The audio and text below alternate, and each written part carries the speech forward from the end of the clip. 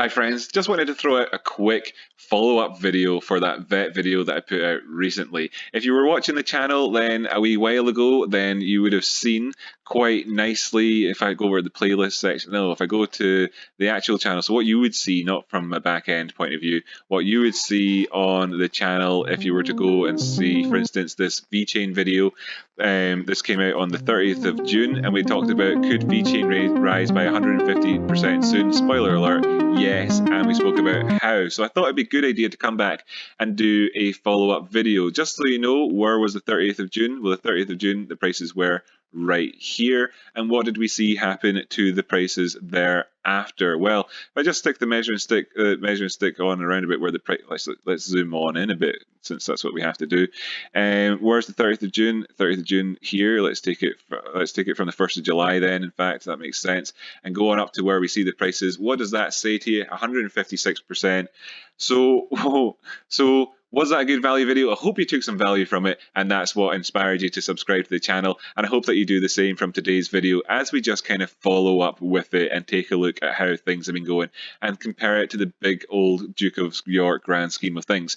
Where have we come to? So the 786, this is what we said would be a good enough turnaround point, 150% rise up in the price. And we knew this along the way as well, that we had various targets. We spoke about the 30%, or the 382 Fibonacci level. We spoke about the 50% Fibonacci level here and the 618 and the importance of all of those. Looking over towards the left on the weekly time frame, you can see this inflection point in here at the 618 Fibonacci zone, and we've actually managed to break on above that as well, all of which coming in with some good levels of volume. So things have gone really well for VeChain over the last wee while, but could this potentially ultimately end up being a turnaround point for the prices? Well, they could, and you might then be interested in using a similar system to this to bring into context a couple of speculative, let me underline, speculative ideas where the prices could go to if they were to begin to retrace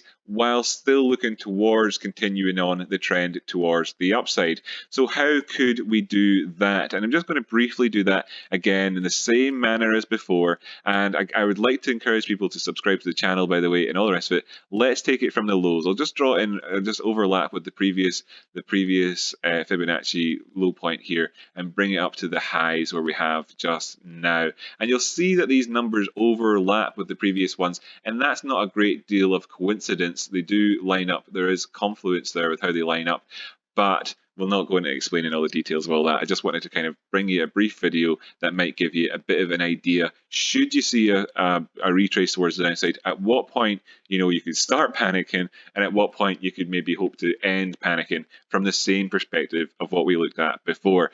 Looking at the clear area then to be aware of is where we see the bodies here, right at the 618 from before, and the Fibonacci that I've drawn on here underscores that point quite nicely, because that's where the 236 comes in at. The 236 is often referred to as the sort of the shallowest retrace that you can get before continuing on the trend towards the top side. And if we were to go beyond that, what I like to talk about on the channel is that if you move beyond the 236 level, that creates a valid Fibonacci, and you can look towards the three lower targets below, the 382, the 50%, and the 618. As being good, solid profit-taking lines for you to be aware of. Then, of course, what I like to look to is the 786 thereafter as well, where you quite often get retraces as well, and you see overlap in terms of chat about the 786 and the 886 when it comes to harmonics and stuff like that too, if you're interested. But you can look all that up in your own time, of course. So what would those targets be? Should the price of VET actually drop below 0.019 US dollars, so below 19 cents, 19.8 cents, you could be looking down towards a 14.48 cents before perhaps finding a retrace at that point. And should they go on beyond that as well, then the next area that you'd be looking down to could be perhaps that 12 cent area, that 11.9 cents area, for the next turnaround to happen at, if you want to remain bullish and you're looking to, this video is essentially for the folk out there. Remember, reminder, warning, This is not financial advice. I'm not a financial advisor, okay? But this essentially is for the video for the people if there was to be a retrace. This is speculative. Like I said, underline that point, speculative. If there were to be a retrace from this point here, where could you look to potentially for re-upping and then looking towards the future should you continue to get a bullish overall trend towards the upside? Then the next area, of course, comes in at that 9.5 cents, where you could see prices come down as far as, and then go towards the upside. Now, in all likelihood, they're not exactly, necessarily going to just dive straight there. In the same way that we saw the prices come up during this parabolic upward movement, that's not necessary, and there'd be a lot of trading opportunities in between as well, where you can consider each one of these things to be profit-taking lines. But if you're not considering yourself to be like a day trader or any of that, and you're looking to invest in this thing, and you're kind of wondering where the next areas could be to look to, these could be them. So you might be interested in that, you might not be. But the main area that I would kind of like to point out in terms of just the right now, right here, right now time zones, which you're no doubt very interested in, has to be in and around where we see these previous wicks coming in at.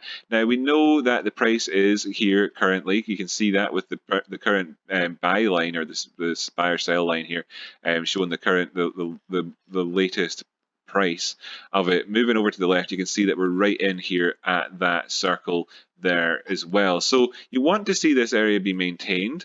This could be a good enough area for the prices to have retraced down towards in order to then find their feet as well. So this could actually be considered as well the shallowest retrace area, but not from a point of view of Fibonacci, but from the point of view of past prior price action. Of course, the closes on the prior price action here on the weekly time frame come in at the 618, where we see the 236 and the 618 Fibonacci retracement lining up with that for confluence. And we can then break this down a bit more detail by going down to the 24-hour time frame.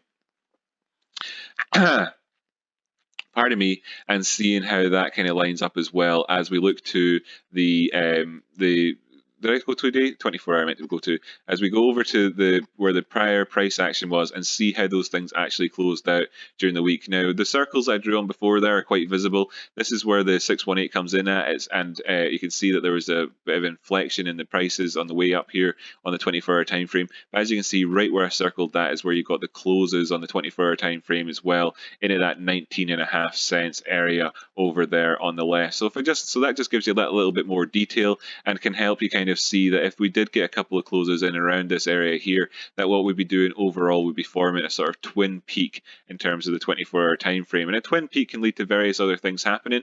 And I don't want to get too complicated or to get too advanced in this. And I would encourage you absolutely to subscribe to the channel, because you'll rapidly develop your trading skills by doing that. We do very, very, very good content on a daily basis, even if I do say so myself. But I would like to point out that the potential in general for sort of certain ideas to come into the market when you look towards twin peaks. And the way I was going to do that was by going over just simply to the Bulkowski book and giving you a little sort of idea. The patternsite.com, for instance, here, the patternsite.com was written by the guy that wrote the book, Chart Patterns, Encyclopedia of Chart Patterns, Bulkowski.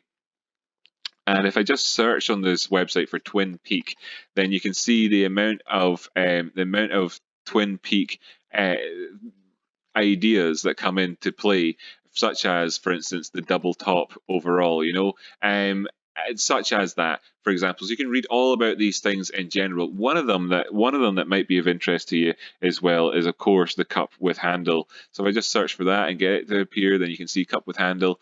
And of course, this isn't really an overall cup with handle looking at it in terms of the big time frames, because this is kind of encompassing the entire price, and it isn't as forms part of a lead up, because you need to have prior price action here leading up to these highs. And of course, on this particular exchange, Binance, we don't see that. There might be previous price action on other exchanges though, which could give us that idea.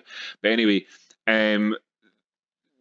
yes, you could be looking at this as saying sort of cup with handle type idea, and if that were the case, then you could be looking for this to retrace around about towards where the 50% area is at worst, in a zig and zagging fashion down here, forming in a handle before moving towards the top side again in this sort of a fashion here, you know, with looking at a big basin with a twin peak on either side of it. So there's those sorts of ideas that you could look into in your own time just to try and make an assessment of where the prices could be going in general and what different levels of risk you're taking on whenever you're trading in different ways. But I just think that the key areas to look for are indeed right around where we are now with the price action and how we respond over the next couple of days. And I suppose then, just to kind of wrap that up, what we can look at is whether or not we've got any divergence on the go. So if you're interested in divergence, then you may well be interested in looking at this with me just now. If we look at the 4-hour time frame, just as an example here, and we consider this to be an upward trend, which it quite clearly is, and you're looking at the previous peaks, for instance, this area here, just take out the brush again and circle it on the RSI, where the RSI was very high and the price action got as high as here, and you can see the similar sort of idea, for instance, on down here on the DMI where it was very high, and then the latest high area came in here and the latest high area came in here, and it was slightly lower and lower there, for instance, as well. Just then you could call that bearish divergence. So that would be bearish divergence. And there's a lot to be learned about all these sorts of things. So there is a touch of that there on the 4-hour time frame. And if we want to just dive up to the 24-hour time frame, we can see that that is not the case. That currently, you know, we've got this coming in here, and there isn't any bearish divergence. You know, looking back the way this recent high has come in very, very strongly, and all the rest of it. So overall, depending on what type of person you are, how you're trading this, and what you're looking at, this video might have had some value in it for you. If you're investing in this in the long term, you simply want to add to your position. Again, not a financial advisor. None of this is financial advice at all, including what I'm saying now. Then you have those areas down below where you might look towards for re-upping on your positions. If you're a short-term trader and you're looking for finding scalping moves and where different areas of interest could be at, then I think then a couple of broad areas there are visible with the potential for bearish divergence coming in at the tail end there. It's premature though, and I would always say to people that judging bearish divergence or bullish divergence of any sort, before it's actually locked in place in stone on the charts is premature and therefore stupid. So avoid doing that too much. And then if you're sort of between the two and you're just kind of looking at how to trade this in general and looking to add some ideas and some context to your trading, following on from that big rise up in price that we've had recently, then maybe that could, of course, help you as well. In general, we've done really, really well recently with the price action, and I would love to, if you became part of what we can see on the channel, is the final run up towards the 1,000 subscriber number. There's 964 subscribers on the channel at the minute. I think the value in these episodes is really, really high, especially compared to sort of the ratio of the subscribers out there to the value in the episodes, to the sheer number of episodes that I've put out on YouTube. I've got less than 1.5 subscribers on average for every video I've put out. I've got over 600 videos on YouTube. Wouldn't it be wonderful if you could be part of that group, that cohort, of that elite group that leads us towards the 1,000 mark and brings us over the line? I would really appreciate it. Putting this video out there as a sort of thank you, a follow-up to what we did before. And again, you can go ahead and watch that video from the past. It has a lot of context in there. It might be helpful. Thanks again. See you in the next video. My name's Rocky Outcrop. This is, of course, the FOMO-free crypto technical analysis channel on YouTube, the foremost one. But you can be a part of that change that you want to see in the world if you hit that subscribe button and bring us up towards where we actually have a realistic number of subscribers compared to the content quality that we put out. Thank you so much. I'll see you next time.